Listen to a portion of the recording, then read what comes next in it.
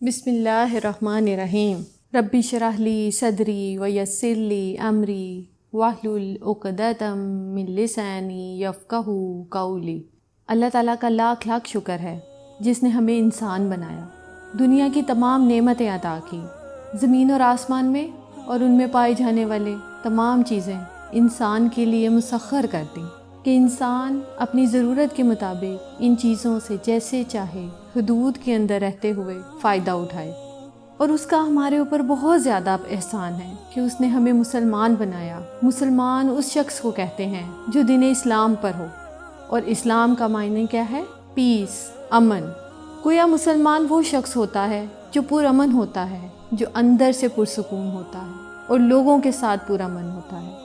لوگوں کے ساتھ وہی شخص پرامن ہو سکتا ہے جو اندر سے پرسکون ہو۔ جو شخص خود اندر سے بے چین ہوگا، غیر مطمئن ہوگا، غم، غصہ، غضب کا شکار ہوگا، وہ شخص دوسروں کے ساتھ کیسے اچھا معاملہ کر سکتا ہے؟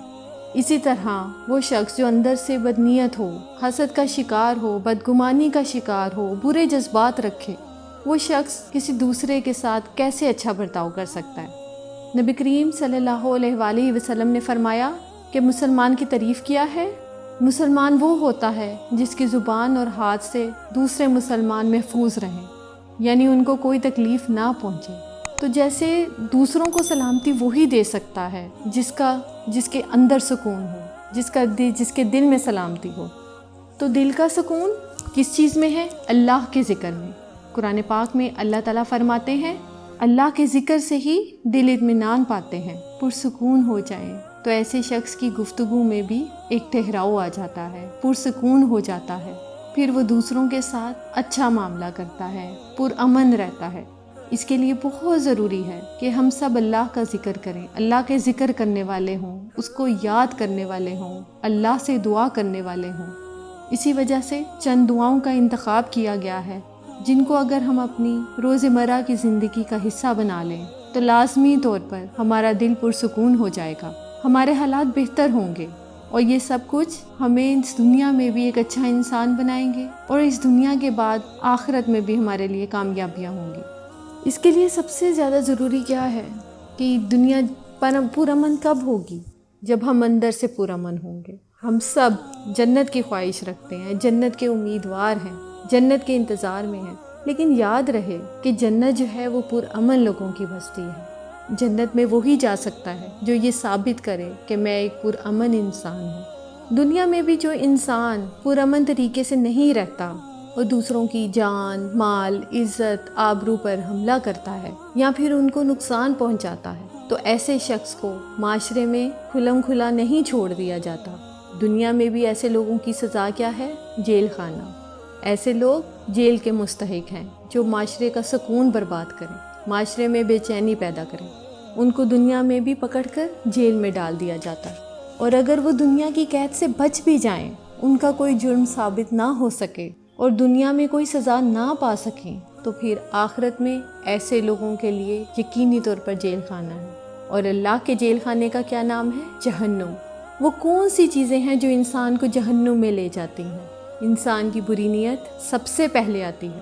اگر کوئی شخص خانہ کعبہ کا طواف بھی کر رہا ہو لیکن اس کی نیت اللہ کو خوش کرنا نہیں بلکہ لوگوں کے سامنے اپنی نیکی کا پرچار کرنا ہو، تو اس کی وہ نیکی جعل سازی شمار ہوگی، قابل قبول نہ ہوگی۔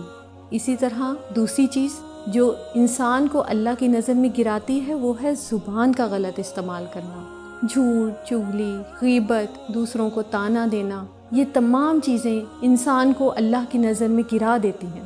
یہاں تک کہ ایک حدیث میں آتا ہے کہ بسا اوقات انسان زندگی میں کچھ اچھے کام کرتا ہے لیکن اپنی زبان سے بعض اوقات کوئی ایسا کلمہ نکال دیتا ہے، ایسی بات نکالتا ہے، اس ایک بات کی وجہ سے وہ جہنم کا حقدار بن جاتا ہے۔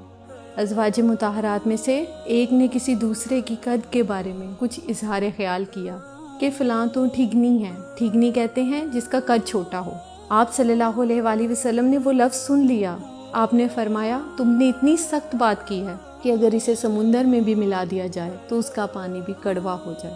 لیکن ہمارے ہاں ہمارے ماحول میں اس قسم کے تبصرے کسی کی ناک پر، کسی کے جسم پر، کسی کے بارے میں، کسی کے قد کے بارے میں، کسی کے رنگ کے بارے میں، کسی کی چال کے بارے میں، کسی کے لباس پر اس قدر عام ہے، اور ہم نے کبھی زبان سے ایسے غلط الفاظ نکالتے ہوئے سوچا بھی نہیں کہ یہ کوئی بری بات ہے۔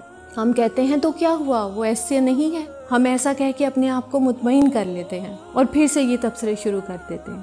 عام طور پر گفتگو کا موضوع لوگ ہوتے ہیں اور لوگوں کے ظاہر پر، ان کی شکل و صورت پر زیادہ تبصرے ہوتے ہیں۔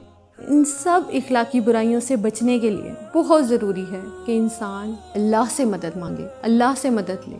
قرآن پاک میں اللہ تعالیٰ فرماتے ہیں کہ کسی بھی مشکل سے نجات پانے کا ذریعہ مدد مانگو صبر اور نماز سے۔ نماز اللہ کی ذکر کا بہترین طریقہ ہے، اللہ کو یاد کرنے کا۔ نماز ایک دعا بھی ہے۔ نماز کے علاوہ اور نماز کے بعد بھی اللہ کو یاد کرنا اہل ایمان کا طریقہ ہے۔ دعا ایک عبادت ہے، نہ صرف ایک عبادت ہے بلکہ عبادت کا بھی نچوڑ ہے، عبادت کا بھی اعلیٰ ترین حصہ ہے۔ حدیث پاک میں آتا ہے کہ جو اللہ سے دعا نہیں مانگتا اللہ تعالیٰ اس سے ناراض ہو جاتا ہے۔ بعض اوقات ہم یوں سمجھتے ہیں کہ اللہ کو تو پتہ ہی ہے کہ ہمیں کیا چاہیے اور وہ تو ویسے بھی دے سکتا ہے، ہمیں مانگنے کی کیا ضرورت ہے۔ آپ صلی اللہ علیہ وآلہ وسلم نے فرمایا ہے جو لوگوں سے مانگتا ہے لوگ اس سے ناراض ہوتے ہیں، اور جو اللہ سے نہیں مانگتا اللہ اس سے ناراض ہوتا ہے۔ تو ہم نے لوگوں کی طرف توقع نہیں رکھنی، ان سے مانگنے کے بجائے اللہ کی طرف رجوع کرنا ہے۔ دعا انسان کی بندگی، عاجزی اور اس کی عبادت کا ایک بہترین ذریعہ ہے، ایک طریقہ ہے۔ اللہ تعالیٰ اس بات کو ناپسند فرماتا ہے کہ کوئی بندہ اس کے آگے ہاتھ پھیلائے اور پھر وہ ان ہاتھوں کو خالی لوٹا دے۔ سبحان اللہ، کیونکہ وہ کائنات کا بادشاہ ہے۔ تو جب ہم دعا مانگتے ہیں تو ہم دعا مانگنے میں ایسی غلطیاں کرتے ہیں جس کی وجہ سے دعا قبول نہیں ہوتی۔ ان میں سب سے بڑی غلطی یہ ہوتی ہے کہ ہم بعض اوقات دعا تو مانگتے ہیں لیکن غفلت کے ساتھ، توجہ نہیں کرتے، ہمیں یہ نہیں پتا کہ ہم مانگ کیا رہے ہیں۔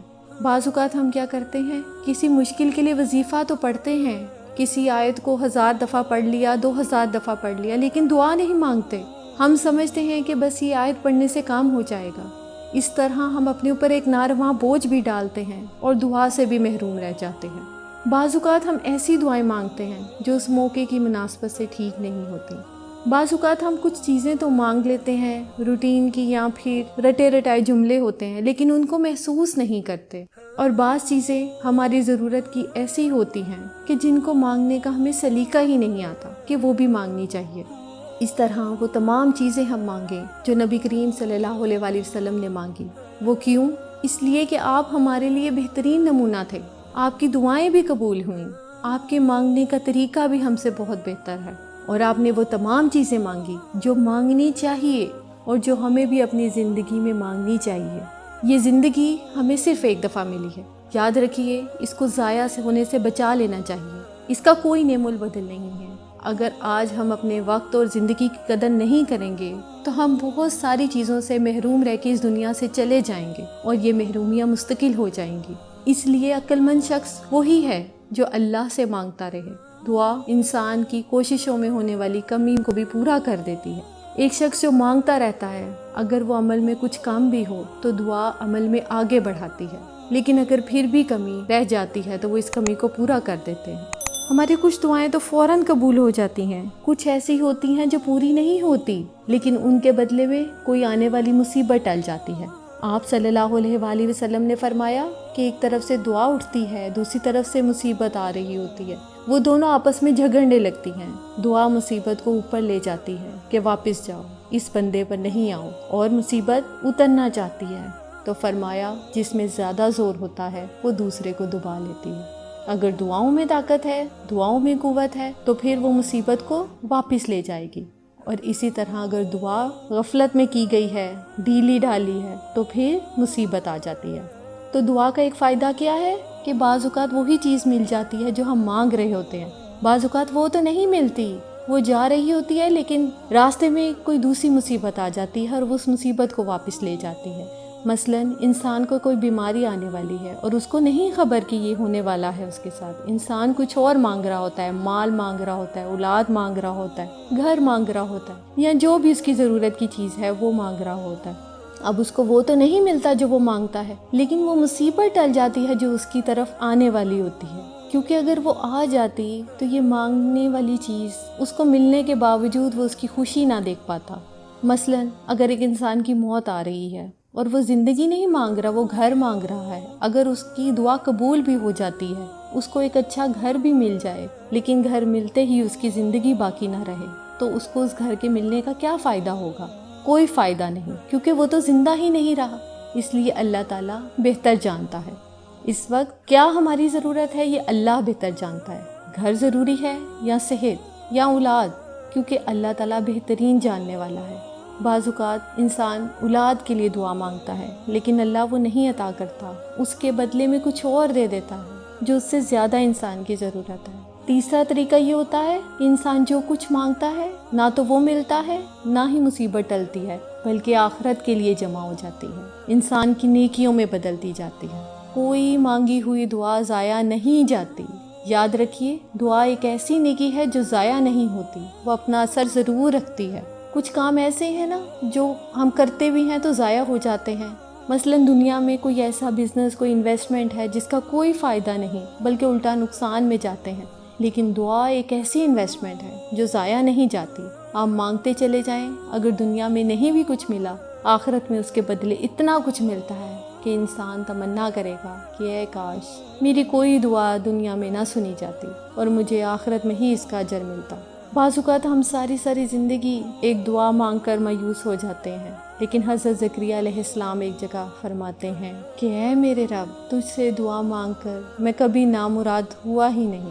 یہ تو ایسا کام ہے جس کے بعد نامرادی ہے ہی نہیں، نقصان ہے ہی نہیں، خسارہ ہے ہی نہیں۔